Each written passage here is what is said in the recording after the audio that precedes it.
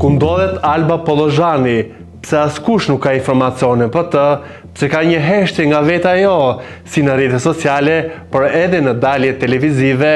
a ndodhet diku e izoluar jashtë botës dhe pse ajo ka dalë nga shtëpia e Big Brotherit në mënyrë të befasishme pas prajmit të së premtes, këto do t'i trajtoj në këtë trotshme redin, duke u mbetur tek personazhi kryesor që i dha vullën këtij Big Brotheri me të gjitha situatat e krijuara nga ajo, me të gjithë lojën që ajo bëri në atë shtëpi, me të gjitha gabimet që ka bërë,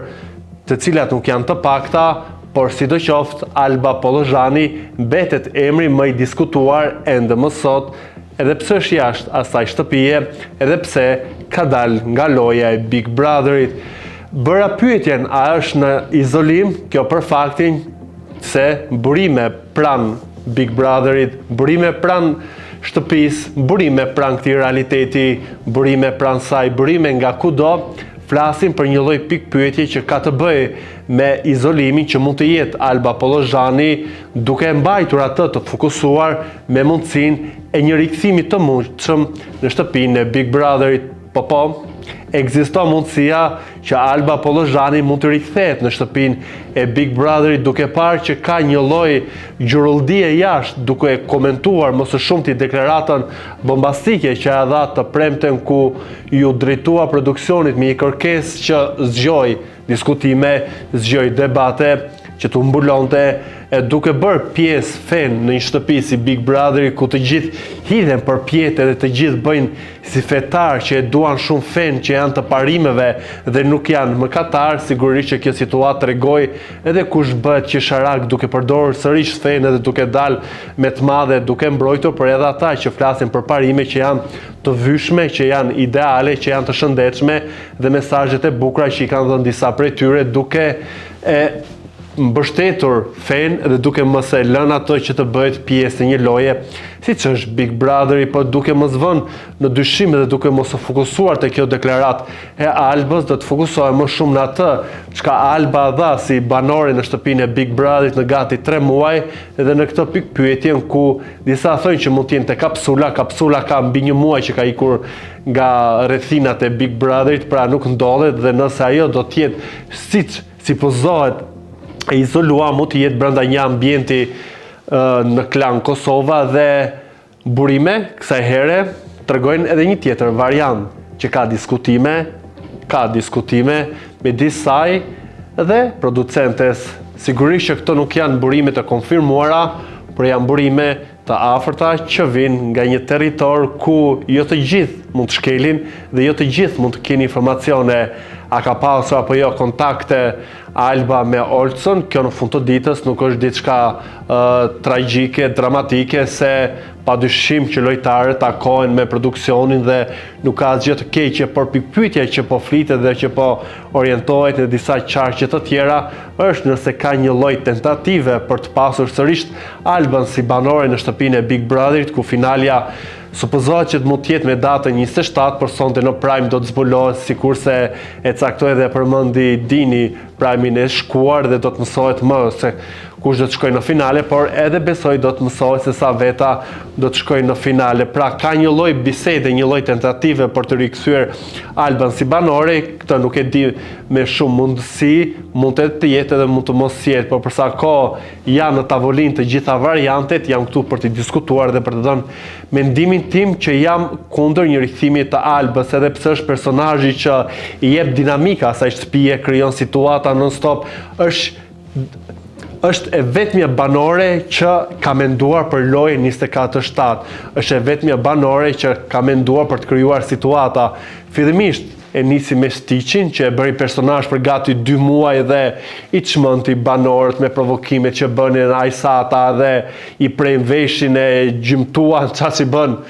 një pelushi. Kjo thjesht për i faktin që ata binin prej lojës psikologjike që i bënte Alba, dhe pse kjo fundit është gjykuar në publik për një loje të keqe që bën, që për shumicën ajo ndoshta nuk ka respekt për veten, që pranoi të gjitha të malin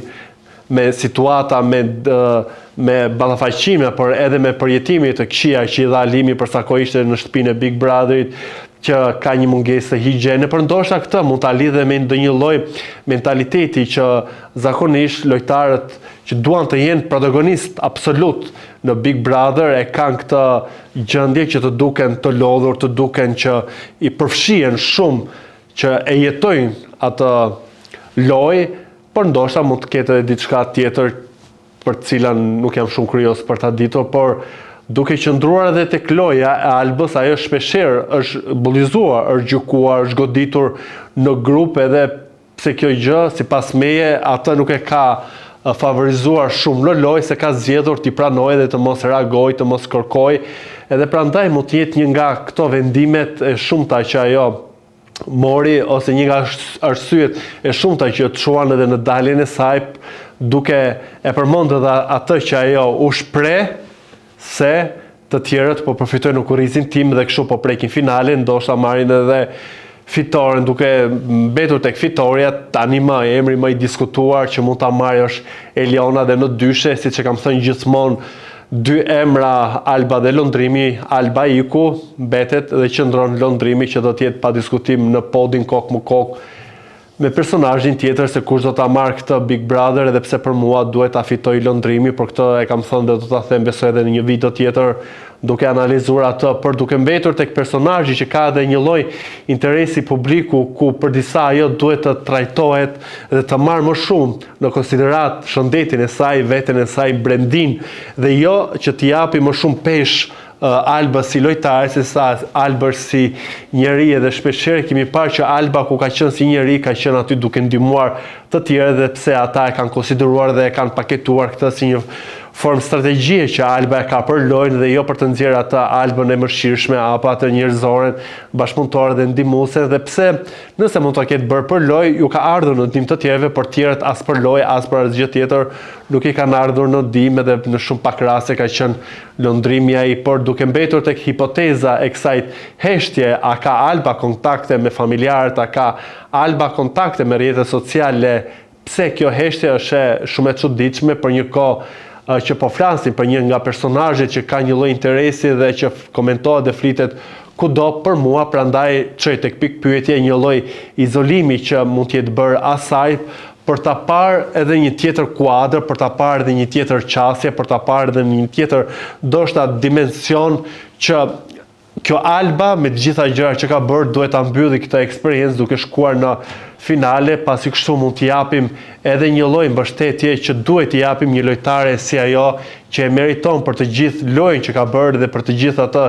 shpirtin që i doli për ta luajtur këtë Big Brother dhe për të qenë një nga emrat e padiskutueshëm që do të komentohet, dhe nuk besoj që do të harrohet lehtë Alba. Kjo edhe për faktin, për gjithë ato bëmat e saj, për gjithë veprimet qoftë negative që pranonte dhe bënte me të tjerët, por qoftë edhe me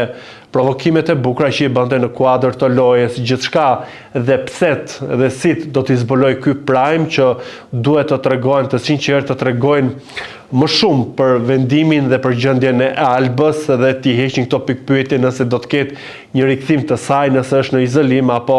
nëse do t'i kërkohet publikut në një tjetër televotim për ta rikthyer atë dhe ndoshta për ta parë si pjesë të finalit. Do doja të ndija dhe mendimin tuaj për gjithë këto situata, ku padyshim mungesa e saj në Prime do të shikohet sot. Do të shikojmë nëse banorët e tjerë do të flasin gjatë e shtruar, se shpeshherë janë ankuar që Alba ju arrëmben Prime-in, ka të protagonizmi dhe nuk i lejon që të flasin. Gjithçka mbetet për t'u dëgjuar dhe për t'u shikuar në këto Prime, për burime të tjera që do doja që të isha shumë i rezervuar dhe të mos i lëshoja pa i kontrolluar dhe pa i vërtetuar të kjo. Flasim për një vajtje të një personi shumë të rëndësishëm të Albës në Prishtinë, për të kuptuar dhe për të mësuar më shumë për këtë heshtje totale që ka Alba Pollozhani. Duke mos harruar edhe t'i bëni subscribe kanalit ton Koha Jo në YouTube.